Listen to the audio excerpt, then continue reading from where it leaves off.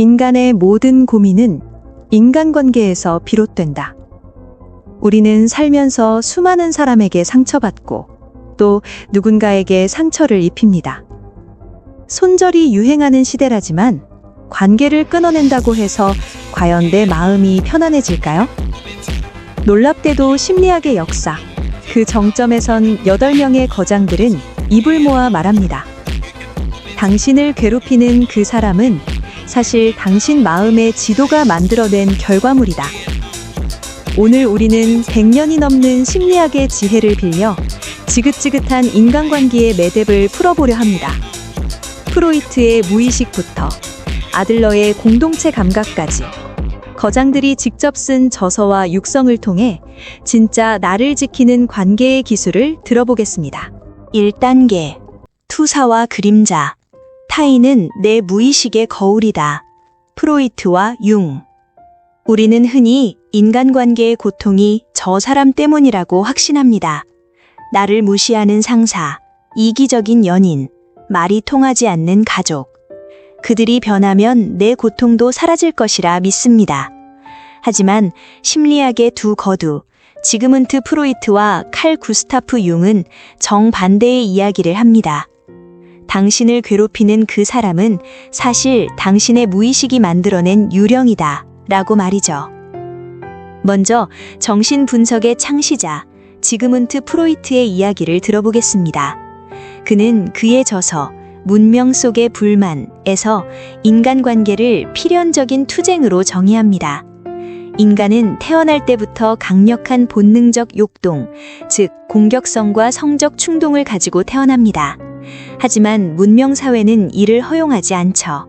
우리는 사회화라는 이름 아래 이 본능을 억압합니다. 억눌린 에너지는 사라질까요? 아닙니다. 무의식 깊은 곳에 또아리를 틀고 있다가 틈만 나면 밖으로 튀어나갑니다. 이것이 바로 투사, 즉 프로젝션입니다. 프로이트는 우리는 우연히 서로를 선택하지 않는다. 우리는 이미 우리 무의식 속에 존재하는 사람들을 만난다고 말했습니다. 가령 당신이 권위적인 직장 상사를 유독 견딜 수 없다고 가정해 봅시다. 객관적으로 그 상사가 까다로운 사람일 수 있습니다. 하지만 당신이 느끼는 그 격렬한 분노와 위축감은 단순히 그 사람 때문이 아닐 가능성이 높습니다. 프로이트에 따르면 당신은 그 상사에게서 어린 시절 당신을 억압했던 아버지의 상, 이마고를 보고 있는 것입니다. 해결되지 않은 과거의 감정을 현재의 타인에게 더 씌우는 것, 이것이 바로 전이, 트랜스퍼런스입니다. 당신은 지금 눈앞의 상사와 싸우는 것이 아니라 과거의 아버지와 싸우고 있는 셈이죠. 프로이트의 제자이자 정신분석학을 창시한 칼 구스타프 융은 이 논의를 그림자라는 개념으로 확장합니다. 융은 자서전 기억, 꿈, 사상에서 이렇게 고백합니다. 타인에게서 우리를 짜증나게 하는 모든 것은 우리 자신을 이해하는 길로 이끈다. 이 말은 섬뜩한 진실을 담고 있습니다. 우리가 누군가를 혐오할 때 그 혐오의 대상은 사실 내가 인정하고 싶지 않은 나의 모습일 확률이 매우 높다는 것입니다. 예를 들어 융의 이론에 따르면 당신이 이기적인 사람을 극도로 싫어하는 이유는 당신의 무의식 속에 나도 이기적으로 살고 싶다는 욕망이 억눌려 있기 때문입니다. 당신은 착한 사람으로 살기 위해 이기심을 그림자로 숨겨두었는데 상대방이 그 그림자를 당당하게 드러내니 화가 나는 것입니다. 상대방은 내 무의식 속에 억압된 욕망을 대신 연기해주는 배우일 뿐입니다. 융은 말합니다. 자신의 어둠을 아는 것이 남의 어둠을 다루는 가장 좋은 방법이다. 타인을 욕하는 손가락질을 멈추고 그 손가락을 자신에게 돌려야 합니다. 저 사람의 어떤 면이 나를 이렇게 화나게 하는가? 그리고 그 모습이 내 안에도 있지 않은가? 이 질문을 던지는 순간 타인은 더 이상 나를 괴롭히는 악마가 아니라 내 내면을 비추는 거울이 됩니다. 이것이 관계의 지옥에서 탈출하는 첫 번째 열쇠, 직면입니다. 우리는 머리로는 압니다. 이 관계는 잘못되었다고. 나를 함부로 대하는 연인, 나를 감정 쓰레기통으로 쓰는 친구. 그런데 왜 우리는 그 관계를 끊어내지 못할까요? 왜 다시 연락하고 왜 다시 상처받을 줄 알면서도 그 사람을 만날까요? 행동주의 심리학의 두 거장, 파블로프와 스키너는 이것이 사랑이나 정이 아니라 뇌가 조작된 조건 반사이자 도박 중독과 같은 메커니즘이라고 설명합니다. 먼저 이반 파블로프입니다. 종소리만 들려도 개가 침을 흘리게 만든 실험으로 유명하죠. 그에 져서 조건 반사 강의를 보면 인간 역시 이 메커니즘에서 자유롭지 않습니다.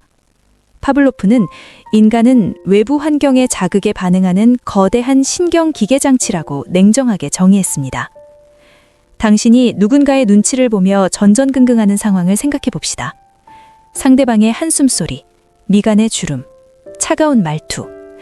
처음에는 그저 하나의 신호였을 뿐입니다.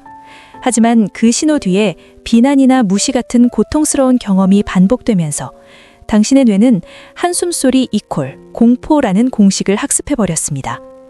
이제 상대가 별 의미 없이 한숨만 쉬어도 당신의 심장은 요동치고 몸은 굳어버립니다. 이것은 당신의 성격이 소심해서가 아닙니다. 뇌가 생존을 위해 그렇게 반응하도록 프로그래밍된 것입니다. 이 학습된 공포의 고리를 끊으려면 의식적으로 그 자극에 반응하지 않는 소거, 익스팅션 훈련이 필요합니다. 더 무서운 것은 B.F. 스키너가 말한 간헐적 강화, intermittent reinforcement입니다. 스키너는 그에 져서 자유와 존엄을 넘어서 와 소설 월든2에서 인간 행동을 조종하는 가장 강력한 힘은 불확실한 보상이라고 말했습니다. 비둘기 실험을 예로 들어보죠. 버튼을 누를 때마다 먹이를 주면 비둘기는 배가 부르면 버튼을 누르지 않습니다. 아예 안 주면 금방 포기하죠. 하지만 버튼을 누를 때 가끔씩 랜덤하게 먹이를 주면 비둘기는 굶어 죽을 때까지 쉬지 않고 버튼을 쪼아댑니다. 이것이 바로 도박 중독의 원리이자 나쁜 남자, 나쁜 여자에게 빠지는 원리입니다. 매일 잘해주는 사람에게는 금방 질립니다. 예측 가능한 보상. 하지만 나를 함부로 대하다가 어쩌다 한번 다정하게 대해주는 그 사람에게 우리는 미친 듯이 집착하게 됩니다. 뇌에서는 그 예측 불가능한 보상이 주어질 때 도파민이 폭발하기 때문입니다. 당신이 그 관계를 놓지 못하는 건 당신이 그 사람을 사랑해서가 아닙니다. 당신은 지금 슬롯머신 앞에 앉아 이번엔 잭팟이 터질 거야 라고 기대하며 인생이라는 코인을 넣고 있는 도박 중독자와 같습니다. 스키너는 단호하게 말합니다. 행동은 결과에 의해 통제된다. 당신이 상대의 무례함을 참아주고 받아준다면 당신은 상대에게 나에게는 함부로 대해도 된다는 보상을 제공하고 있는 것입니다. 관계를 바꾸고 싶다면 보상을 멈추십시오. 반응하지 말고 강화하지 마십시오. 냉정한 행동주의적 안분석이 관계의 중독을 끊는 두 번째 열쇠입니다. 3단계. 가면과 본질. 착한 사람을 그만두고 나 자신이 되라. 로저스와 메슬로. 이제 시선을 외부에서 내부로 돌려봅시다. 우리는 왜 관계에서 상처받을까요? 인본주의 심리학자들은 그 원인을 가면과 결핍에서 찾습니다. 타인에게 사랑받기 위해 나 자신을 버리는 순간 관계는 지옥이 됩니다. 칼 로저스는 현대 심리상담의 아버지로 불립니다. 그는 저서 사람 중심 상담, On Becoming a Person에서 현대인의 불행은 불일치에서 온다고 진단했습니다. 우리는 사회가 요구하는 이상적인 나, 아이디얼 셀프와 실제의 현실적인 나, 리얼 셀프 사이에서 갈등합니다. 화내면 안 돼. 착한 사람이어야 해. 이기적이면 안 돼. 이런 조건들이 붙은 사랑을 받기 위해 우리는 가면, 퍼소나를 씁니다. 하지만 로저스는 경고합니다. 가면을 쓰고 맺은 관계는 아무리 깊어져도 공허할 뿐입니다. 상대방은 나의 가면을 사랑하는 것이지 진짜 나를 사랑하는 것이 아니기 때문입니다. 로저스는 가장 개인적인 것이 가장 보편적이다 라며 자신의 감정과 경험을 있는 그대로 드러내는 진정성, 오센티서티를 강조합니다. 내가 나의 약점, 나의 분노, 나의 지질함까지도 있는 그대로 수용할 때 역설적으로 타인도 나를 진심으로 받아들이기 시작합니다.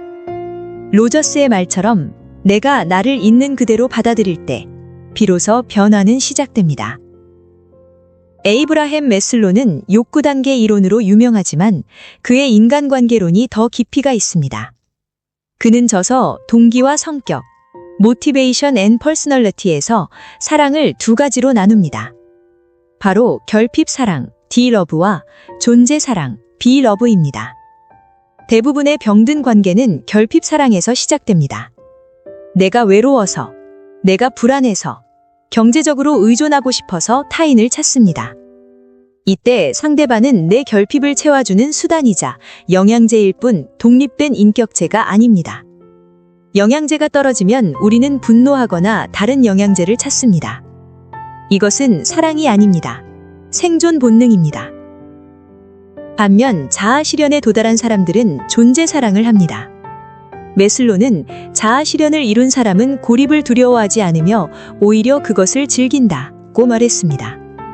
혼자 있어도 충분히 행복하고 충만한 사람만이 타인을 소유하려 들지 않고 타인의 존재 그 자체를 있는 그대로 사랑할 수 있습니다. 네가 없으면 난 죽어는 로맨스가 아니라 병리입니다. 네가 없이도 살 수 있지만 너와 함께라면 더 기쁠 거야가 건강한 관계입니다. 먼저 홀로 서십시오. 결핍을 채우려 타인을 이용하지 않는 것. 이것이 세 번째 열쇠입니다. 4단계. 태도의 혁명. 미움받을 용기로 공동체로 나아가라. 아들러와 제임스. 마지막으로 우리는 이제 어떻게 행동해야 할까요? 심리학의 실천적 거장 아들러와 제임스는 과거를 탓하지 말고 지금 당장 태도를 바꾸라고 호소합니다. 알프레드 아들러는 흔히 용기의 심리학으로 알려져 있습니다. 그는 저서 인간 이해, Understanding Human Nature와 삶의 의미를 통해 인간을 목적론적 존재로 설명합니다. 프로이트가 과거의 트라우마 때문에 현재가 불행하다고 했다면 아들러는 당신은 현재의 목적을 위해 과거를 이용하고 있다고 말합니다. 아들러가 보기에 인간관계의 모든 문제는 잘못된 우월성 추구에서 비롯됩니다. 열등감을 감추기 위해 남을 깔아뭉개거나 반대로 지나치게 의존하여 타인의 관심을 끄는 행위 모두가 비정상적인 목표입니다. 아들러가 제시하는 해답은 공동체 감각인 소셜 인터레스트입니다. 그는 단언합니다. 동료 인간에게 관심이 없는 사람이 인생에서 가장 큰 어려움을 겪고 타인에게 가장 큰 상처를 입는다. 건강한 관계를 맺고 싶다면 저 사람이 나를 어떻게 생각할까? 인정 욕구를 버리고 내가 저 사람에게 무엇을 공헌할 수 있을까? 공동체 감각으로 질문을 바꿔야 합니다. 타인의 시선에 갇힌 노예가 아니라 타인과 대등하게 협력하는 주체로 서는 것. 이것이 아들러가 말하는 진정한 자유입니다. 마지막으로 미국 실용주의 철학자이자 심리학의 아버지 윌리엄 제임스는 행동의 위대함을 강조합니다. 그의 명적 심리학의 원리에는 인생을 바꾸는 강력한 명제가 등장합니다. 행동이 감정을 따르는 것 같지만 실제로 행동과 감정이 함께 간다. 우리는 자신감이 생기면 그 사람에게 말을 걸어야지, 용서할 마음이 생기면 화해해야지 라고 생각합니다. 제임스는 틀렸다고 말합니다. 감정은 의지로 조절하기 어렵지만 행동은 의지로 통제할 수 있습니다. 우울해도 억지로 웃으면 기분이 나아듯이 두려워도 당당하게 행동하면 act as if 하면 자신감이 생깁니다. 제임스는 말합니다. 우리 세대의 가장 위대한 발견은 인간이 태도를 바꿈으로써 자신의 인생을 바꿀 수 있다는 사실이다.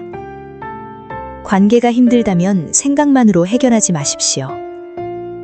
당장 자세를 고쳐 앉고 목소리를 가다듬고 새로운 사람처럼 행동하십시오. 당신의 태도가 바뀌면 상대방은 반드시 다르게 반응합니다. 운명은 당신의 성격이 아니라 당신의 태도가 결정합니다. 이것이 마지막 열쇠, 행동입니다. 무의식의 거울을 닫고 프로이트 융, 락습된 감옥을 부수고 파블로프 스키너, 가면을 벗어던지고 용기 있게 행동하는 것, 아들러 제임스.